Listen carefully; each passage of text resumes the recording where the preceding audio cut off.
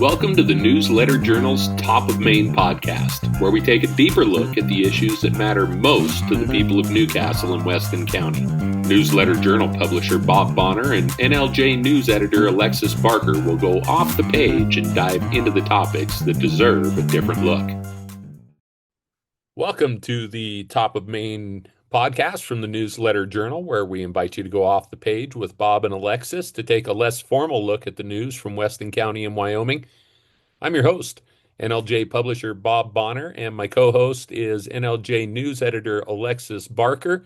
And we're going to dive right into it. And like I just said, it's a less formal look at the news from Weston County and Wyoming. And Alexis, this is really going to be a hyper-local edition of the Top of Maine podcast. I think it's time to really talk about the news in Weston County and Newcastle, what news is impactful, and we're going to dive into it based on our survey question for this week, which had a surprising early response. I'm not surprised by the result, although it's way more lopsided than I would have thought. But a lot of voters weighing in on our question of, do you think Newcastle is a dying community? And with the exception of one voter, everybody has said yes, and we've got almost 30 votes already. The poll has only been out for a couple of days. So we're going to be hyper-local, and we're going to talk about why people think Newcastle's a dying community. I think it does extend to Weston County, and we'll talk about why and what may be done about it, and why these local government decisions are so very, very important. So, Alexis, thanks for joining me on the podcast today, and we're gonna do some heavy lifting. Yeah, there's lots to talk about, and I think that people from not what Newcastle and Weston County need to pay close attention to what's happening and what your local governments are doing right now, facing all of the things they're facing, the challenges with businesses and EMS and labor force and all that. There's quite, and obviously Newcastle's not the only place facing these issues, but it's time that they acknowledge that they're facing these issues. And it's tough. I mean, it's, people ask, why don't I live in Newcastle anymore? And I've been honest about saying that there simply wasn't enough of an economy to support me and my family there on just what the newspaper can make. I've been honest with people about us adopting a bit of a nonprofit business model, a hybrid business model that grasps the opportunity to draw some nonprofit funding to keep the newspaper going. We know that Rob Hicks, the majority owner of the Newsletter Journal, he and his wife Jen just bought 8 newspapers in southern Wyoming that were closed down unexpectedly a couple of weeks ago, and saved them. He's propped up the Newsletter Journal with loans a number of times. We've got grants coming in to pay him back for those loans, but it'd be nice to not have to get the loans. The economy in Newcastle is tough, and yeah, you've got to manage a community with a tough economy. There's one of two ways. You either sort of manage it to do as little damage as possible and hold on as long as you can, or you get aggressive with your management of communities and try to come up with something creative and imaginative and revolutionary to turn the tide. And clearly there's a tide in Newcastle and Weston County. And people would argue that Upton's doing good with the RER plant, but that is a demo plant. There's no guarantee that the permanent operation will be in Upton, even if the mine and the operation survive. Although I will say that I think the Trans-Shipping Yard in Upton and some of the work that they've done with their industrial park definitely were some of the right moves that have been made in Weston County in the last 40 years. Unfortunately, I think there haven't been enough of them. And the answer to the question, I think right now the poll is 27-1. Mm-hmm. People say that Newcastle is a dying community. So I think it's time to talk about it. Well, and on that point, it's also, there's the situation of, if you build it, they will come, doesn't necessarily work, because RER might be talking about having this place come to Upton, but then they're talking about the lack of workforce with people with these skills to work in the facility. So even if Weston County or Newcastle, Upton specifically bring things that would make more jobs and stuff, they don't have the people to fill them. So they got to figure out a way to get people to not only come there, but to stay. Yeah, it's tough. It's the communities are up against it. So let's go ahead and jump into it, Alexis. Let's pod by God with this week's episode.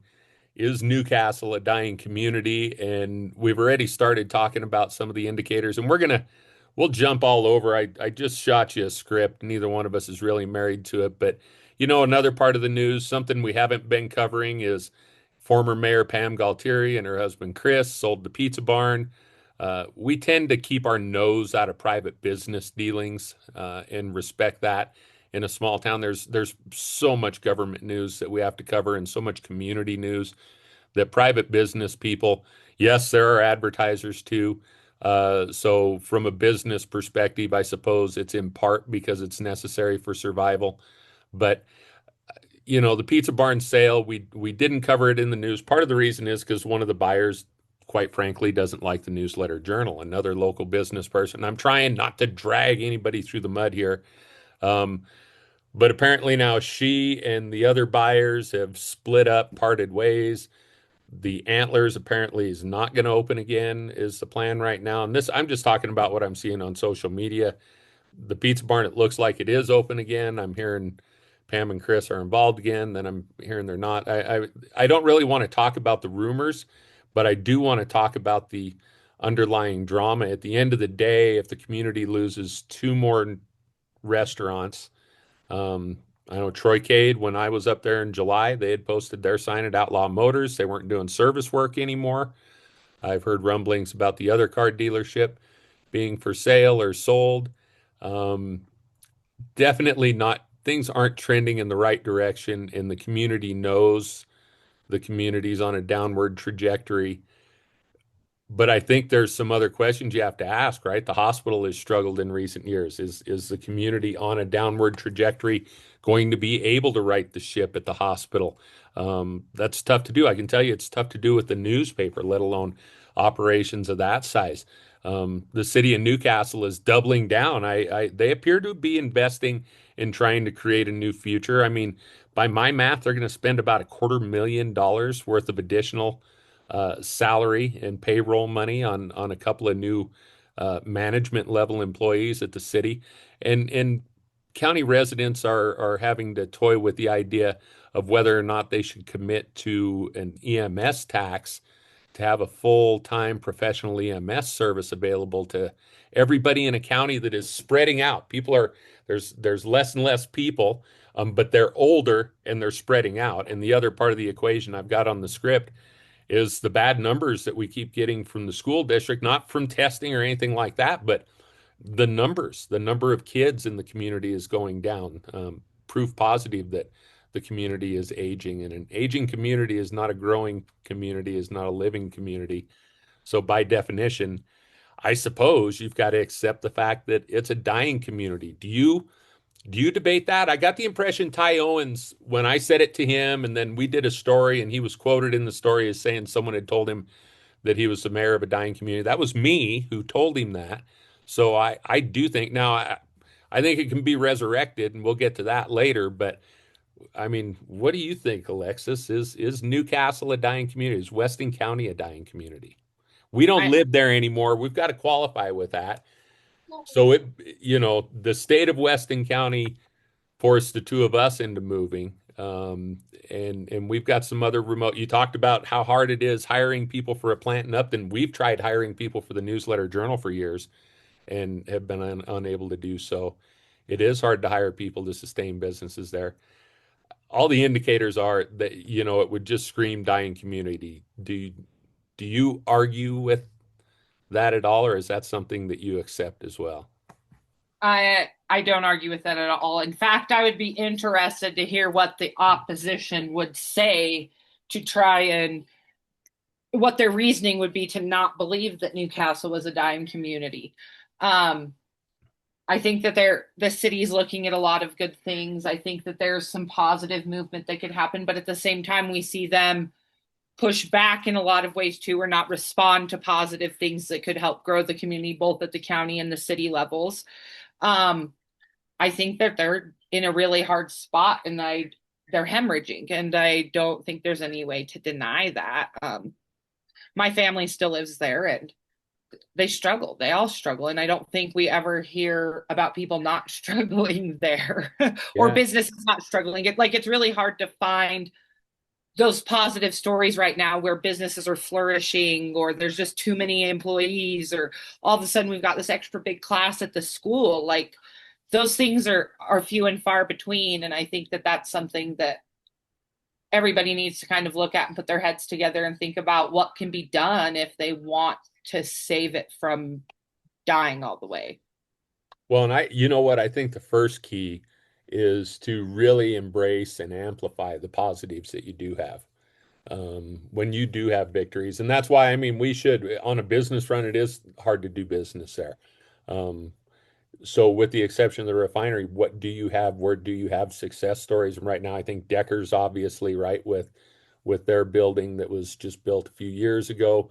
They're a hub for other businesses. Dixon Brothers continues to be a very successful business that has grown and expanded beyond 21 Electric. Newcastle. 21 Electric, what Josh Liggett has done there is incredible. I mean, really, Josh Liggett is I mean, I don't know. He's pretty inspirational. He is a really incredible businessman. Justin Tysted and Pinnacle Bank. Justin becoming a regional president out of a tough market, I think is worthy of mention. And then I think you got to talk about Bucky Rawhauser and Sean Crabtree and what both of them have done. Um, Although I am reminded watching both of them that much like we're doing with some of our nonprofit model, we're going to seek to try and generate revenue outside of the community of Weston County. And I do know that some of the businesses that we just mentioned make a lot of their money outside of Weston County. They're based in Weston County, where the cost of living is low, but they make their money outside of Weston County. I think 21 Electric does a lot of work out Yeah. of county. I Uh, don't think that, Bucky and Sean do a lot of work outside of yep. Weston County. Well, and I was going to And say with, Dixon Brothers also does a lot of work outside of Weston County. yeah, I think the only business you named that would not be in that category would be Deckers. What they've got the Lusk and Sundance stores Yeah. also, So so they've they've got, diversified also. yeah, So, and we're trying to do it, and I hope that I'm able to hold the newsletter journal up as one of those success stories. But yes, as far as this a self-contained, and they're small. I mean, and and now we're in danger because now I'm going to start making a list, right? And David Chick has done well with his insurance business. Michael Freeman did well with his, but he's moved on, passed it on to his daughter, and we wish her well with that, right? Jeffrey Chow at Edward Jones, I think, has done well.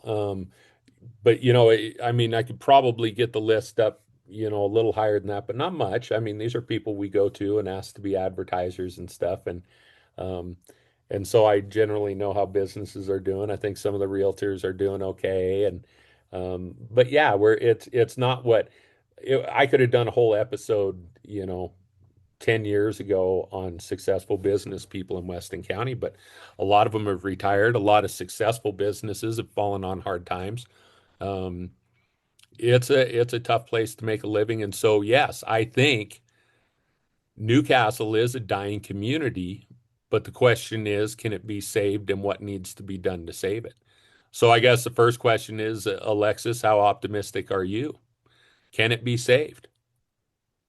I think that that's up to the people that live there. It You and is. I have this conversation a lot, and there's the have-nots that don't think anything should change, and The haves are the ones who think nothing should yes, change. yes, that's what I meant. The haves, those people that are successful there, that uh can thrive in a community like that, that fit into that niche.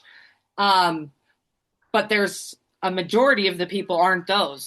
They're the people that struggle, that are working these low income jobs, that are trying to find housing but have trouble renting. There's not enough options. Um, Opportunities moving their kids, things like that. I think that there's got to be a point where people open up and have honest conversations about those things that are happening, and I don't think that that happens. So I'm optimistic that it could happen, but I think it's going to take a little bit of taking your blinders off and recognizing what is actually happening. Yeah, that requires confronting uncomfortable truths, right? Yeah. And presenting uncomfortable truths is a newspaper's job, and one that I've unfortunately taken too seriously. Part of the reason why I don't live there also is because I believe it's a newspaper's job to confront its readers, its citizens with uncomfortable truths about themselves, about their government. And we did that when we suggested the city might need to cut its police department. Um, we're probably going to suggest some things in this podcast that are going to make people uncomfortable. But I mean, you gotta shoot your shot, right? And so we're going to go ahead and do that because I too think that the tide can be changed. And Alexis, what you talked about, one of the things I've done is started promoting us and just barely started promoting us to outside markets as your window into Trump country. Um, Not just because Weston County voted for Donald Trump more than almost any other county in the country, as far as on a percentage basis goes, but because what you just said about the haves are coming, and I think this can be said for all of Wyoming, and I think it can be said for all of the country, because I even had this conversation with some friends in Casper, some of whom were very, very comfortable, had done very well, were a little uncomfortable with Donald Trump and the Freedom Caucus, and what was going on because they have something they want to protect. But the people who put Trump in office, who've put the Freedom Caucus in office in Wyoming, are the people who don't have security. They don't have big retirement accounts. They don't know how they're ever going to retire. As a matter of fact, they're terrified of what happens if someone in their family gets sick or gets a bad injury, or because the cost of health care, they aren't insured enough. And I mean, there's real concern from, like you said, I think we've reached a tipping point from a majority of the population now who are willing to embrace anything, but what they want really is someone to present different ideas and do things a different way. And I think that's going to be the battle in Weston County. Is it is an older community. Retirees by nature do not want change. They do not want upheaval. They don't want surprises. They don't want their government to be aggressive or progressive. Um, so I think Weston County's situation may be unique and maybe even tougher than the situation faced by the country, but I feel like the bright spot is that the county supports a man who is pushing for radical change in the nation. And the county to this point, and I think Weston County is going to be a little bit of a battleground for, the Freedom Caucus, Wyoming caucus. Our delegation in the Wyoming State Legislature is pretty evenly split, with our northern senator being in the Wyoming caucus, our southern senator being Freedom Caucus, and then in the House, it's flipped. Our northern representative is Freedom Caucus, and our southern representative is Wyoming caucus. So I think Weston County is a really unique battleground, and I think part of the reason why is because it's a dying community and nobody likes it, but I think it's probably about 50-50 split on what people think you ought to do about it. Oh, and I wouldn't doubt that at all. I think that you can watch the arguing on Facebook between two of those individuals, and it makes it very well. And I can't even say arguing between the two because one of them does a lot of crap talking and the other one just doesn't do anything much. Right, But right, you can most definitely gauge that from watching the political conversations on social media enough to determine that there's a very big split. And not just Weston County, but I think the state as a whole. I think that they're all it's a lot of Republican, but it's two sides of the Republican right. branch. Right. Well, because you don't have, but I think it's same in the country, right? You've got the red blue divide, and Yep. what I hate saying, but Wyoming found a way to divide as well. A state that's so incredibly predominantly Republican. We have these two factions that, yeah, you're right. You go on social media, um, and the two guys from Crook County, I'll say, I mean, they are elected officials. I'll say their names out loud, Ogden Driscoll and Chip Nyman. You're right. Chip, I don't see much from Chip on social media, but Ogden is constantly beating on the Freedom Caucus, and it makes you feel like national politics as far as branding others and attacking groups and not attacking specific ideas or talking about. So, yeah, I think we're just, like I said, I think Weston County again is proving to be an incredibly interesting place because it's like this sample of 6,500 people that gives you a look Everything that we're struggling with as a state in Wyoming and everything we're struggling with as a nation. And so I think it's really valid to take a look at Weston County and at Newcastle and at the challenges that we face and the various responses. I mean, our elected officials, I mean, we have characters in elected office in Weston County just like we do in the country. And I don't know, I think and again, so of course, it impacts things differently at each level, right? But in Weston County, let's talk about some of the specific decisions coming up right now where citizens and their leaders are going to have to decide what are we? And let's start with the whole question of an EMS tax, an EMS service, Alexis. I mean, voters, it looks like the county commissioners are going to leave it up to the voters whether to approve an EMS tax,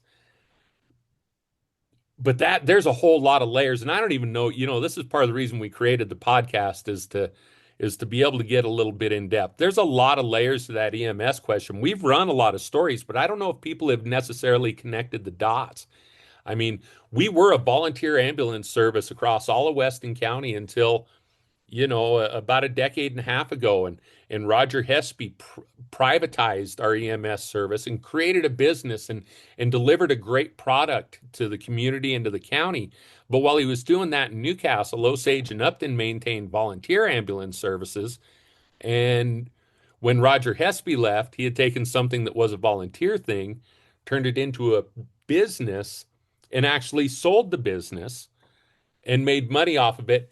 But in doing so, left this structure of one of the rare places where a business appears to be more expensive than government doing it. Because we did a story on Upton's volunteer ambulance service, and for a lot less money, they're able to do, quite a bit of what Newcastle Ambulance Service is able to do as the paid contractor for the county that gets a lot of money. I mean, and so now the county's going to go all in on making it truly a quasi-governmental entity um, by taxing its citizens to lock themselves in. And I watched this go on in Johnson County where they pay millions of dollars a year for an ambulance service. And I guess that's one of those things. If you want to live in a place that doesn't have very many people, you don't get to have a lot of amenities because you don't have much tax structure. You don't have businesses paying taxes. You don't have people paying taxes. Things like police, ambulance. I mean, across the board, there are things that you don't get to have that places with more people get to. And it feels like Weston County's at that point, and it feels like this EMS service question is a real valid one. We've heard people in the county say, we don't want to be in a district. We don't want to pay a tax. If something happens to one of us, we're going to throw someone in the back of a pickup and get them into the hospital. We're not going to wait for an ambulance to come. And I think that's valid. Well, it's 100% valid. And the other point, and we've mentioned this in our stories, but I don't think it's something that might have connected for people. The requirements with the EMS service by law, if there's a district, requires you to charge people that use the service. So although while Upton is a volunteer service right now, and therefore all of your rides are free, your check, if they come to you, it's free. They don't charge you right now. So they will be required by law to start charging you. And therefore, those people would also, if you're charging for it, those people want to get paid. And so it's taken the volunteerism out of it completely. And in a community that can barely afford to keep its jails open, according to county commissioner meetings, like they're freaking out about $10,000 for jail medical services for inmates, something that every county in the entire country pays for statutorily. People that are incarcerated get health care, and $10,000 is a lot for them, but you're talking millions of dollars for an EMS service. And so it's kind of, I weigh in it. What do you do? What do you do? And do you have enough people using the EMS service to justify charging them and having to pay those people? Right, right. Well, and you go back to that well, right? You look, the hospital is run on a tax, um, and your tax base is decreasing. Not because, I mean, and again, we can, people can complain about the state legislature cutting property taxes, but your tax base in general is shrinking as you're becoming a retirement community because people aren't generating anything. They aren't generating tax dollars. And so, at what point is an EMS district and whatever taxes you're going to collect from it um, just become not enough either? And so, I guess the people of Weston County have to ask themselves, do we have to have an EMS district? Is that one more thing, or do we stick with volunteer ambulance services? And actually, that would require turning back the hands on the clock, right? To go back to just volunteer across the country or across the county. Are you hearing, is that even an option? Is that even anything anybody's considering, or is everybody assuming that this vote will just pass? I have not heard indication that that is being considered. I would imagine that some people have thought it, but I think that they also know, and to start up a volunteer service from scratch would be spending. Newcastle would have to get an ambulance and the equipment to staff it and the supplies and all of that. So it would be a spendy startup, but then the maintenance also and the qualified personnel. I'm not sure if you could go backwards in a community that struggles the way they struggle, especially with qualified personnel, to be honest. I don't know if you could entice people that are qualified or would be willing to get qualified to do those things when they're making so much money to do it now in Newcastle. But then look at Upton, I guess. So it really just depends on the community and what the community wants to do. Upton went out and put money behind people and paid for them to take the classes and got them set up and now they've got a thriving volunteer service, but that thriving volunteer service is also very much behind having an EMS district and switching to a paid service. Hmm. I just think it's very interesting. It's going to be interesting to see if that vote passes. Um, I think it's another watershed. And I guess the curious outcome would be if the vote doesn't pass, because maybe the people of Upton say we want to keep a volunteer service, and the people of the county say keep a volunteer service because we don't want to pay a tax. We don't think the ambulance gets here fast enough, anyways. Um, I don't know, man. It's at some point one of these tax votes is going to fail there, and then what do you do?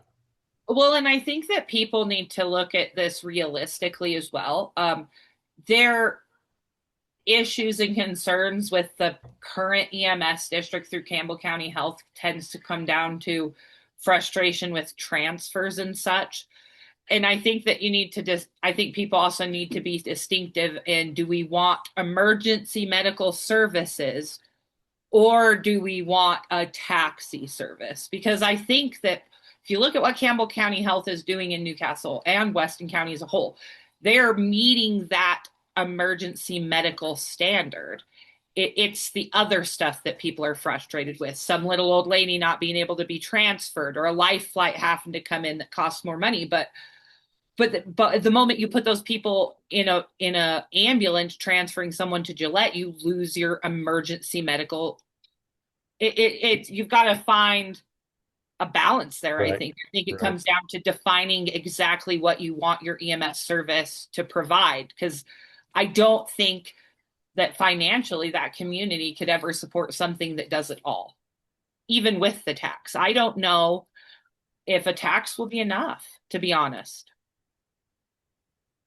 We tend to hear from government that it's not enough. It's never enough, right? So Yeah. let's jump off of that. That one is really interesting, and pray for the people of Weston County that they make the right decision because I honestly don't know what the right decision is there, right? After I stuck it out there suggesting that the city could save, 30% of its budget by not having a police department and people really didn't like that idea. Now I've got a daughter working for the police department. I mean, I've moved on from that, and so I hesitate to be the guy to suggest. At that time, I told them they may be choosing having a police department over having an EMS service. I actually argued that at the time. Um, and now that it seems like we may be closer to having that choice in front of us, I Well, I certainly I don't want to advocate either way. I don't want to be the one suggesting that they do without a paid EMS service or an EMS district because I get it. But it does just go to the point of that fear, of that what if. How many of us ever really use an ambulance in our lives, right? Um, but that fear of what if is boy, it sure motivates us to spend a lot of money on government and what in the fear of what if. That was what I heard when I proposed, eliminating the city police department. What if this? What if this? Things that were very unlikely to happen, but just that fear factor. And you're right, people in Weston County are going to have to decide which boogeyman they want to worry about. And a couple of the monsters under the bed, they're just going to have to let the monsters be under the bed or in the closet, I think. Well, and yeah, it's a matter of picking and choosing priorities, and I think that to save those communities and to get them on an upward trend, I think that that's going to be what it comes down to. Is those people need to sit down, the people that live there, the people that are invested, and you're going to have to pick and choose. You can't have everything if you don't have the people to support everything. And till they can find a way to get people there, that's where they're at. I think is balancing it and trying to figure out what is your most important need. Would you rather have police officers or an or emergency medical services that respond to every potential call that you could ever have, including transporting some lady that has pneumonia to the from our hospital to the other hospital? Um, and yeah, I think that's what it comes down to. It's just going to be deciding what the community wants, because communities that want to stay small and want to enjoy those rural benefits can't have everything.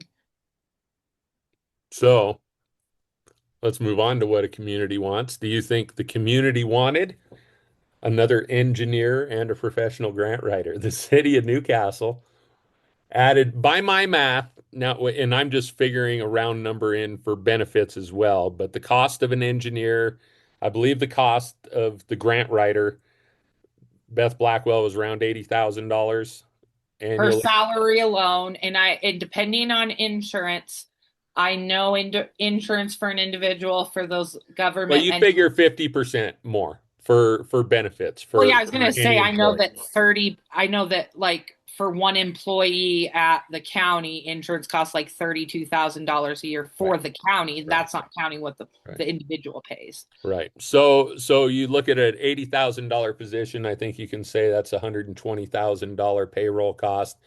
And the same thing, I've got to guess the city engineer was hired at probably the same amount of money, if not more. I was Uh, gonna say I think $56 an hour. yeah, oh well, so that's Or considerably more. yeah, So I'm so not 100% you're positive. so you're looking at $250,000 in new salary obligations for the city of Newcastle just in the last month or so.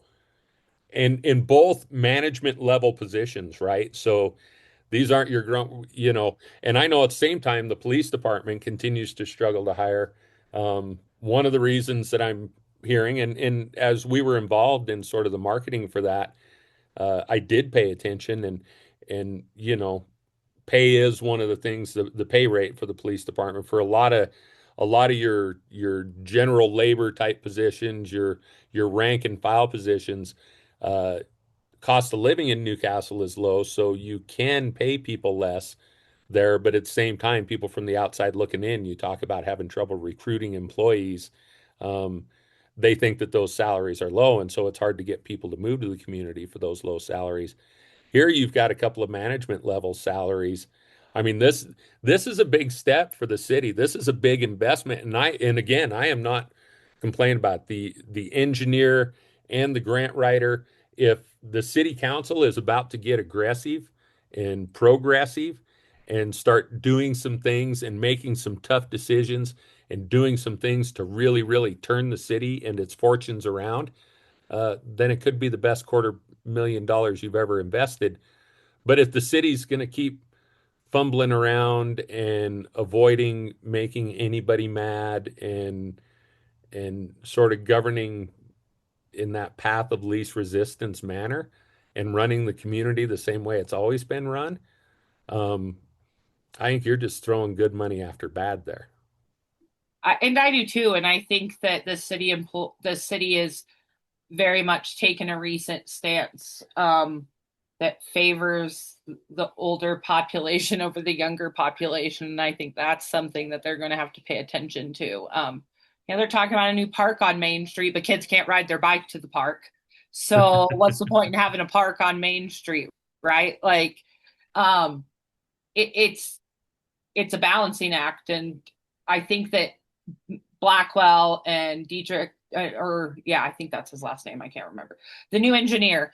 I think that they can do great things, and I think that they'll be a benefit and could potentially save the city a lot of money if they do things right. But I think that they need to utilize those roles in the right way as well. I think that the public will enjoy it a lot more or appreciate a lot more if Beth Blackwell isn't just getting grants for the necessities, but also is looking for grants for the extras Right. as well, because that's what's going to bring people into Newcastle and entice them.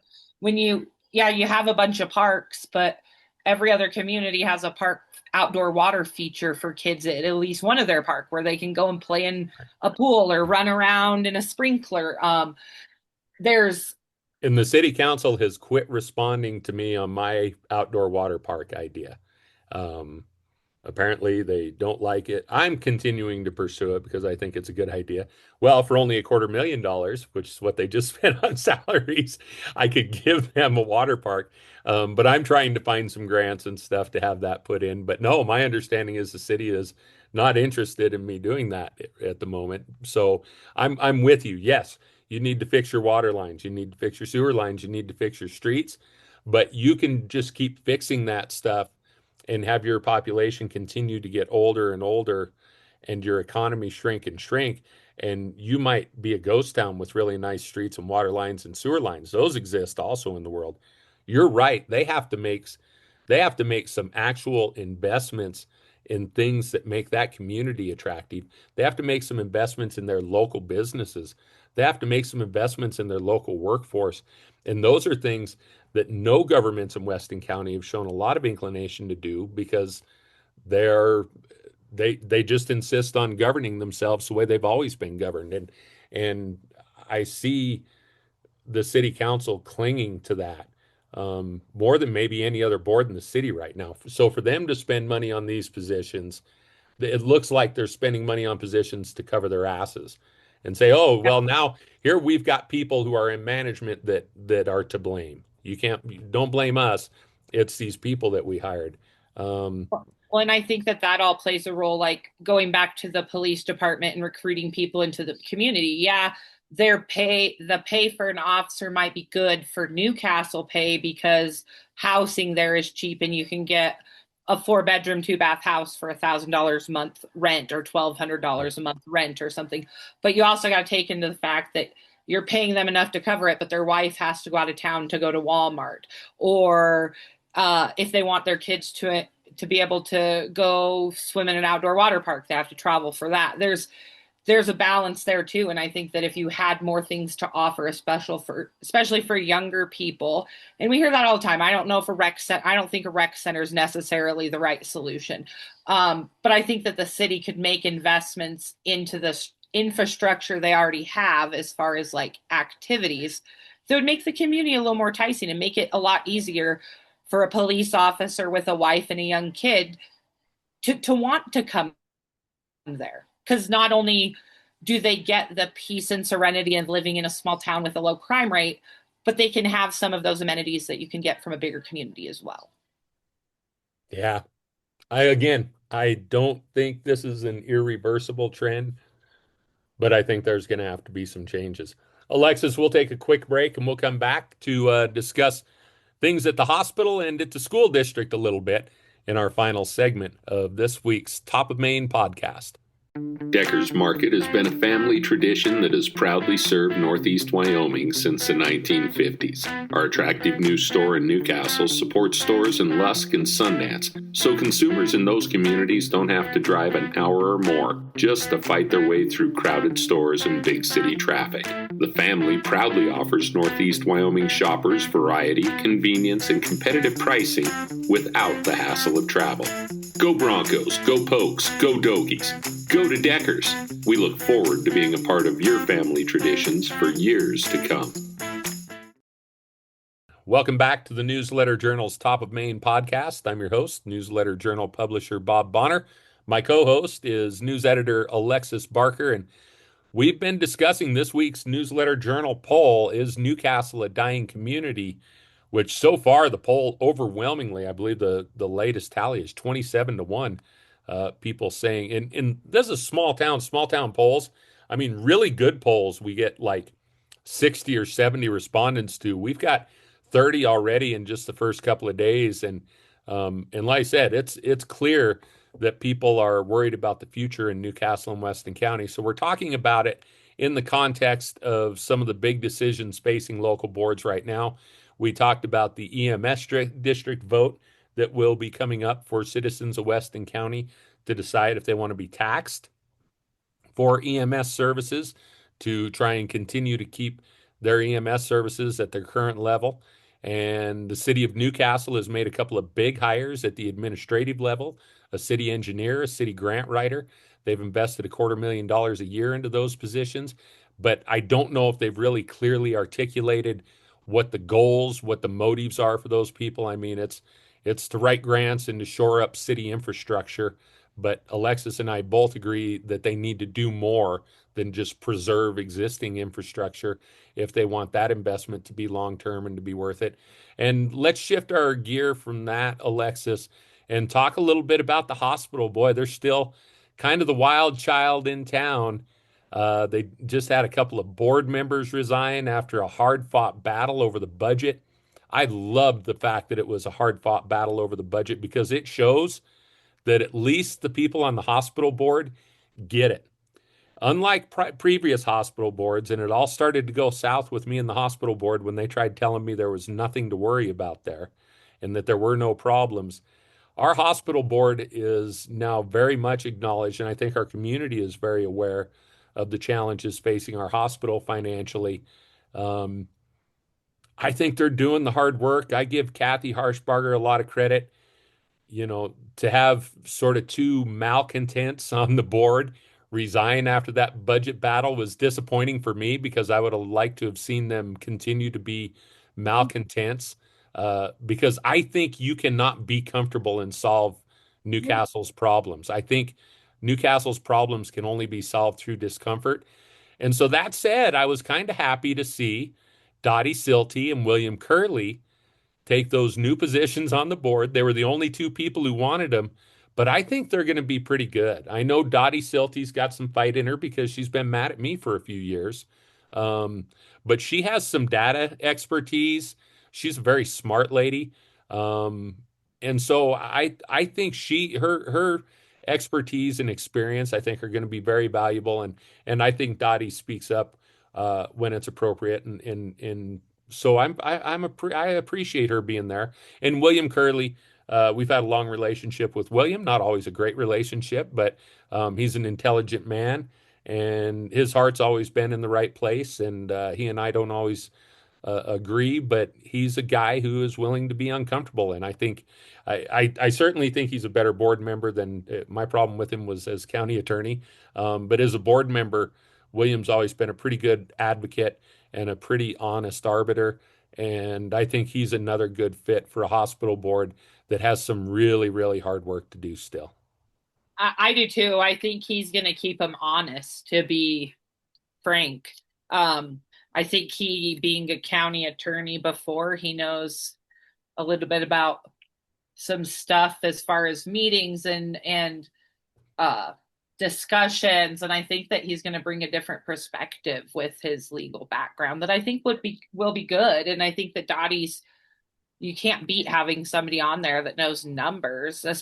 And Carrie Drost, that's been part of the great thing about her being there, is she has a financial background and she's had the ability to understand some of those things and try to come up with solutions. But it's going to be a matter of that whole board making the tough decisions and being honest with the community. And I think that that is the most important thing, because if they don't build back the trust, it doesn't matter how much money they find or how many things they fix if they can't build up trust back in the community. Well, their situation's a lot like the newsletter journals, right? You got to make money. Um, Part of what their ailment is that they have to make more money. Or they have to, if they can't make more money, they just are stuck. They have to become the Band-Aid station that people have always accused them of being. Now, I've never been one of them, and I know that hospital saved your life, Alexis. Um, Man, the hospital's really valuable to the community. I mean, that's another one that's easy for me. Is it, do you keep a hospital or do you keep EMS? Um, I'd pick hospital over a police department, and I've got family in police and who have been police there. I think the hospital is important, but man, having a hospital in that community is just going to get tougher and tougher as your tax base shrinks more and more, and your community gets older and older, means the hospital gets more and more important. So I'm with you. I like the new board members. William, yep, everybody knows what I think of Allison Gee and the Love Now Law Office. Um, you look at our executive session tracker, the boards advised by Love Now Law Office are the ones that are in executive session more than 30, more than 40, almost 50% of the time, right? And what you said about these boards, this hospital board in particular, needs to be honest with the community. It's hard to build trust with the community when you're spending that much of your meeting behind closed doors. And I know we've got citizens coming up to us still with numbers in hand saying this isn't right, this isn't right. And I think to again, Kathy Harshbarger's credit, she's honest about this isn't good. It's not comfortable. We have challenges, and this board is admitting that. Um, I'd like them to confront a few more of them openly and more publicly. But no, like I said, Dottie, you're right. She's good with numbers. She knows data. She gets it. Um, she's got connections here. I think this is a good board, and that's it. There's not everybody on this board likes me, and so I don't necessarily like everybody on this board. But hell, I'll call Ted Ertman, right? Everybody knows me and the Ertmans fight, but Ted Ertman was a really good county commissioner in a whole lot of ways, and I think is probably a good hospital board member in a whole lot of ways. I think this is a board that can help the hospital fix itself if the hospital can fix itself in a dying community. So again, can the hospital, does it matter what this board does, Alexis, if the community of Newcastle isn't turned around? Does the hospital board have a chance if the city of Newcastle, if the Newcastle City Council and the Weston County Commission, if they don't do their part and make changes in local government and in outcomes in communities, does the hospital have a chance no matter who's on the board? No, not at all. You can Oh, bring that's in all, harsh. well, I'm sorry, but it's honest. You can bring in all the services, all of the specialists, all of the everything. You could have the most state of the art, high functioning hospital, but if you only have three little old ladies that need mammograms every year, what's the point? You ain't gonna be able to pay to keep a mammogram machine. You ain't gonna be able to keep uh x-ray technicians on staff if you only have people getting x-rays every couple weeks. Like it's something that if you don't have the people, then you don't have the money to keep the doors open. And we all know that healthcare does not get any cheaper anytime we turn around. What we pay for it, what hospitals pay for it, the insurance situation with Medicaid and all that stuff's a joke. I think the hospital has a lot of things up against them, and it's a matter of one straw taking it too far in that direction.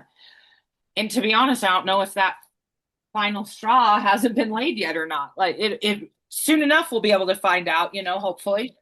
So Um so the flip side, and I gotta share with people, today is Zarek Barker's first birthday while we record this. So he is running around in the background with his birthday balloon, and he is literally running. He's walking before his first birthday, and now he does some weird sort of baby run that results in him falling over and over. So you can hear Alexis's voice coming in and coming out because she's chasing after Zarek a little bit. But Alexis, the flip side to this is, we've long heard the hospital is an asset to Newcastle and Weston County because it is hard to have a hospital in a rural community. And we've seen Lusk and Sundance both be up against the gun and nearly lost their hospitals, right? Or did lose them for short times. I mean, so that said, is it still important that the hospital have a good board so that the hospital can be part of the solution for Newcastle and Weston County? Because I think if Newcastle and Weston County lose the hospital, then it isn't a question of is it a dying community? It has become literally a dead community, right? So it is still important who we have on the board because the hospital is still an incredibly valuable asset and one of the few assets that Newcastle and Weston County have left. Well, 100%. And I think, and I'll put this out there and be 100% honest. I think that the hospital and what they do moving forward has the potential to decide whether that county, they're going to play a role in saving that county potentially. I think if the hospital could get going in the right direction and figure out their financial troubles and get good people working for them and keep the good people on the board and get the trust back from the community, that who knows, the hospital could be the thing that helps turn the tables in Weston County and entice people to come in, bring in some young doctors, get some numbers in our school, get some, there, I think there's opportunity for the hospital to also kind of save people, even though they're in a mess. But it depends on if the board and the facility and the administrators can do what they need to do to be that. We see incredible transformations, and they usually occur as a result of incredible leadership. And potentially the hospital can be there right now. We'll have to see. I'm not calling anybody incredible yet because we haven't seen any results yet. But and again, this is an answer to we still get plenty of phone calls, letters, and visits from people who are very concerned about the hospital and think we still need to be turning over every rock there like we were a couple of years ago. And we turn over rocks. Mary's really diligent, excuse me, about following things there. And I know there's still challenges and issues there, but yeah, I do think that's one where we can have a little bit of faith and hope that there's some good leadership and that a big transformation has taken place. The other place we talk about as far as being a net benefit for the community and something that is maybe part of the solution we've always talked about is our schools. Whether you're talking about Newcastle or Upton, I think we had good leadership 20 to 30 years ago in our school districts, really good leadership who jumped in early when school construction, when there was a lot of money in there and there was going to be a lot of school construction in the state. And I think our leadership in our communities in Weston County did a nice job of securing the resources necessary to build quality school buildings and staff them at the turn of the century around 2000.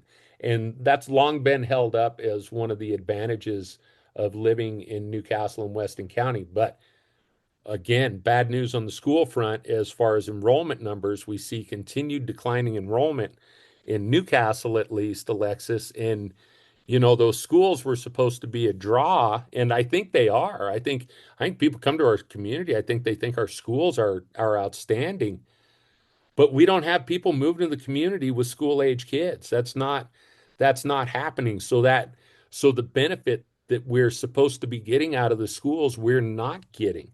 And then you look at the flip side of that, and 70% of Wyoming children leave the state before their 30th birthday. We're not even getting the benefit out of educating children because we're educating children to go become functioning, contributing members of different societies than our own. And so the investments in education, while you got to keep making them, and we're all a fan of schools, I think the same argument, boy, you better hope you keep your good schools. It's one of the few things you got going for you. Those schools are getting old. We're seeing it with the Coasachek Aquatic Center needing $500,000 in renovations. Within the next 10 years, the new schools that we talk about that are now all 25 years old aren't going to seem so new, and we're going to need major investments in them too. With the number of children in the community decreasing every year, it gets harder and harder to justify those investments. At what point are the schools not a benefit and they're I mean, and obviously you got to, their budgets are going down too. As the number of students goes down, the budgets go down. And I think Brad and the board did a good job of trimming personnel and payroll this year in response to that. But they're going to have to continue doing that. Well, yeah, and a pretty scary trend. I did a story a couple years back where the enrollment in Weston County School District when I was in school, I graduated in 2007, was 1,100. And when I did this story a few years ago, it dropped to 400. Yeah. Um, or 800, but they Yeah. still had just as much staff, which is Yeah. crazy. And you talk about these new school buildings, and when you have less and less kids, what what good does a big nice school building do for you if you don't have classes to be in half the buildings? You know, they've got offices in the upstairs of the high school now, and they were classrooms when I was in school. Well, but what are those, if you're not using those buildings for school buildings, what are you using them for? We see that in Yeah. Durango, right? With when J.C. Penney's and Sears and everything moved out of the mall down here during the pandemic. These are big, and this is a town of 20,000 people with a college and an economy. And I mean, a school-sized building is hard to fill with anything except a school. Yep. So, I mean, and we've seen there's some towns in Colorado that are ghost towned up that, where it's happened more suddenly maybe than it has recently in Wyoming, where you drive through and you see these giant school buildings in this town that's now just got a one-room school. And I mean, yeah, I don't know that there's easy answers to that either, but I do think that your schools are still, I think they're still a net benefit to the community. I think they're a big advantage for Newcastle, for Weston County. And I think, they're, again, I wish to heck our school board wasn't in executive session over half the time. I definitely have a problem with that. But as much as they face challenges and everything, right now, I guess we'll have to see what happens when budgets do get cut. But right now, I think they're doing okay. And I do know Brad LaCroix. I've known him for years, and I know he had a plan to cut staff this year, and if he has to do it again next year, he's got a plan. It's people are never happy about that, but I do know he's been focused for a lot of years on how do you do that without the kids even feeling the pain. And I think they did a good job of that this year. And so I think the community still benefits from good schools. Community benefits from a good hospital. But that brings us back to the start of our conversation, Alexis. Doesn't that mean, in my mind, it means the city council and the county commission got to do something besides govern from a point of fear? It's not our job. We need the state to help. I mean, I just don't, at some point in this, and let's talk about, county reserves, investing those into something. And I'm not even offering up ideas, but, or do you just manage it the best you can to hold on as long as you can? And is that the choice? It's not my choice. It's not your choice. We don't live there anymore. But is that the choice? Is that what the people of Newcastle and Weston County need to start telling their local officials they expect? Or do they just want to keep flowing down the path of least resistance and hoping for another boom someday? I think that they need to speak up and say something. I think that the city council and the county commissioners, to be honest, I think the city council is having a lot of good conversations. They're meeting with the Wyoming Business Council. They're working with some groups that help with rural areas and economic development and stuff. I think the city council is having some really good conversations, and I think Tyrell's a big driving force behind that. Will they I have the guts? Will they have the guts to back up these $80,000 a year employees when they say move forward? And hopefully these are the type of employees who say, move, we have this opportunity, we need to move forward. Do you think the city council will have the guts to move forward? I think that some of them do. I think that there's a few on there that seem to be there more to hold the line and keep things the way they were, Mhm. that are not in favor of more people being there. They're not in favor of Newcastle having bustling streets. I think that there's that group, but I do think that the group that wants good things for Newcastle and Newcastle to grow and morph into something more outweigh that other side a little bit. My bigger concern, to be honest, would be the county commissioners. I think that they have a lot of discussions and they're focusing on silly things. We talked about the jail inmate medical costs, $10,000 a year. $10,000 a year, saving $10,000 a year isn't going to save Weston County. It's not going to, it won't even CMAC a mile of road in Weston County.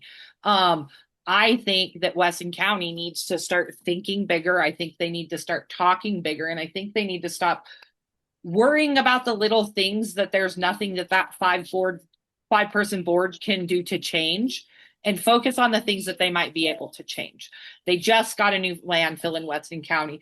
Are they trying to bring in, we talk about regionalization in landfills. They talk about, has Weston County done anything to put themselves out there and be like, hey, Goshen County, Crook County, come use our new landfill. It's got 60 years. Bring in some finances. Like, I honestly, I haven't gone to one of their board meetings in a long time, but why aren't these questions, and Ed Wagner's the chairman of that board and a county commissioner, why aren't these discussions or questions the county commissioners are asking? But they're asking the jail how to save $10,000 taking care of inmates that have a broken tooth. I think that the county has some opportunities to look at a bigger picture, and they need to stop worrying about the little things, because you know what? $10,000 ain't much in the realm of a $12,000 budget. 19 million if you include in their reserves.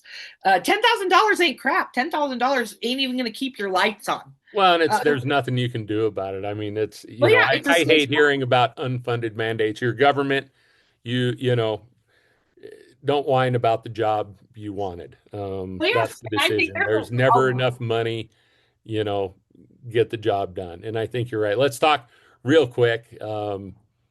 And you go, girl, on that. For one thing, yeah. And here's the thing, people of Weston County, if you do just want to run out your string, then let your elected officials know that too. I think it'd be sad. It's why I had to leave Weston County, because I couldn't afford to run out my string there. I still can't. If ultimately losing your hospital, having smaller schools, losing what businesses you have left, if you're content with that, then that's okay. That's your right too. And let people know, heck, write us a letter to the editor and say that's what you want, and for us to shut up, and we'll do it. But we do think it's time to confront the reality that there's a point there where you can't have your cake and eat it too. And I think we've crossed that divide in Newcastle and probably in Weston County too. Some good news though, Alexis. I think the mental health money. We talk about law enforcement and the challenges law enforcement faces in Weston County.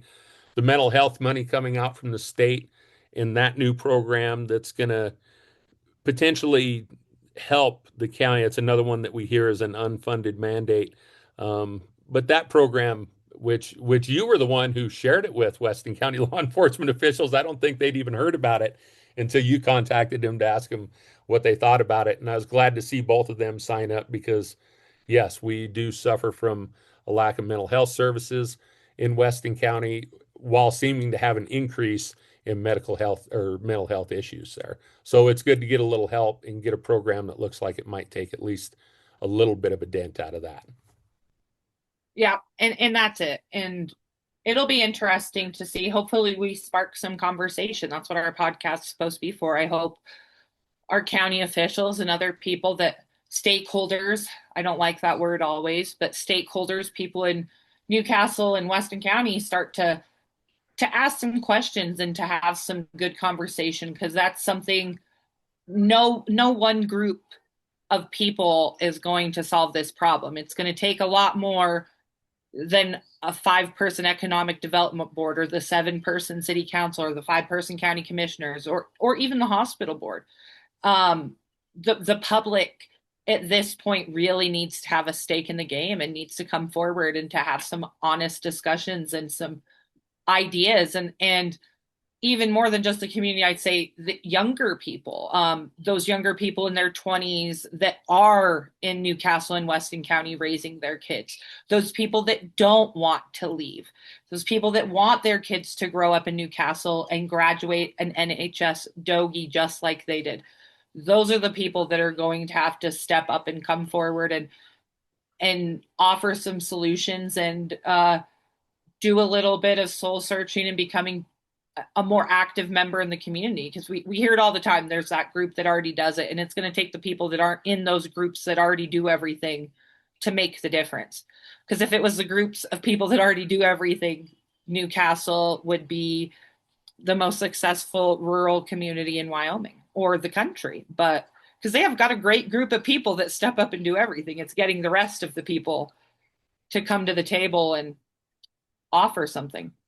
Yeah, you're not going to get new ideas into local government to turn the tide unless you get new people in, Alexis. So we are going to wrap it up on that note because I really couldn't say it any better. And I just want to double down on what you said. And I do want to encourage the younger people in Weston County. Those of you, the parents of the 30 some kindergartners, I can't believe that's all we got. Uh, Man, find ways to volunteer. Start by volunteering at your schools. Go to the local churches, folks. It's a great way to connect with the community. I want to encourage you to do that. Find opportunities to volunteer. Organize your own neighborhood into doing some cleanup. Uh, you know, Put yourselves together, put groups together to go shovel walks this winter. We got winter coming up in Northeast Wyoming, and start going to some of these meetings. Start writing letters to the editor to the newsletter journal. Start emailing me, editor at newslj.com. Alexis is reporter at newslj.com. Give us your story ideas. Give us your opinions. Tell us you want to come on this podcast. If you are a community leader, don't be afraid of this. Email me, editor at newslj.com. Come on the podcast and talk about some of these things. We'd love to hear your ideas too. We might not get along, but who cares? We're all adults. Part of what it's going to take to turn the tide in Newcastle and Weston County is a willingness to be a little uncomfortable and maybe to sometimes get along with the people we don't like and to disagree with the people we do like. I think that's going to be part of the solution. And mostly you need to get involved if you do live there. That's something I can say, I always was. I was a coach. I was on elected boards. I was on volunteer boards. I was active in my churches. That's a great life to have in a small community, and you have an opportunity to live that life in Newcastle, Wyoming right now for you and your children. So be involved, go to meetings, speak up, have a voice and have a say in your own future. That is probably the best thing about life in Weston County is your voice does matter more there than it would in Chicago or Denver or even Durango, Colorado. So take advantage of that benefit while you've still got it. And by all means, if you're listening to Top of Maine podcast and you know someone who isn't, but who fits this bill, who is one of these people who could be a next leader in Newcastle or Weston County, share this podcast link with them and get them on board. Alexis, thanks a bunch for this week. It was kind of a tough one. It sort of breaks my heart a little bit, but it's been breaking my heart for 20 years. And I guess, yeah, that's why we've got the podcast is to have these kind of conversations. And it does, it breaks my heart. And I know that there's going to be a group of people out there screaming that we don't even live there. So why are we even talking about it? But even though I don't live inside those borders, Weston County and Newcastle will always have my heart, and that will always be home. I was born in that hospital. My family still lives there, and you're the same way. Newcastle's always will always be the place that brought us to where we are now and gave us the things that we have and have to be thankful for. And people and I think people have the capability of having just as much good for a community, even if they don't live there. And I hope that people don't automatically just scoff at what we have to say just because we don't live there. Because I think that we bring an interesting perspective, and getting away from Newcastle makes it even more interesting because you see different communities and the way they work. Yeah, true. All of it true. Thanks again, kiddo. Happy birthday to Zarek Barker, 1 year old today. And Thanks to all of you for listening to the Top of Maine podcast. Again, if you like the episode or if you really hated the episode and want to share it with someone, just share the link. You can share it in a text message, an email. Top of Maine podcast. We've got our own website. You can also find it on our newslj.com website. Please, I want to ask everybody again. It's tough in the journalism world right now too. So support independent local journalism by subscribing to the Newsletter Journal. It is our only paid product. You can subscribe online at newslj.com. It's about $1 a week is all to subscribe and keep independent local journalism and our YouTube channel and all the local meetings and this podcast and the great stuff Alexis does on social media, sharing statewide news with all of you. Is $1 a week. You can help support that cause. Subscribe to Nuke Now, our weekly newsletter. It's another great way to keep up. It shows up for free in your email news box or your email inbox every Monday afternoon. And we'd love to have some more subscribers there too as well. So we are privileged to represent Newcastle and Weston County and proud of being independent local journalist and very, very grateful to all of you for your support. So thanks for listening, everybody. Have a great week. Go to newslj.com/podcast to access archived episodes of our show. You can also follow us or subscribe on Spotify, Apple Podcasts, Buzzsprout, and other great platforms.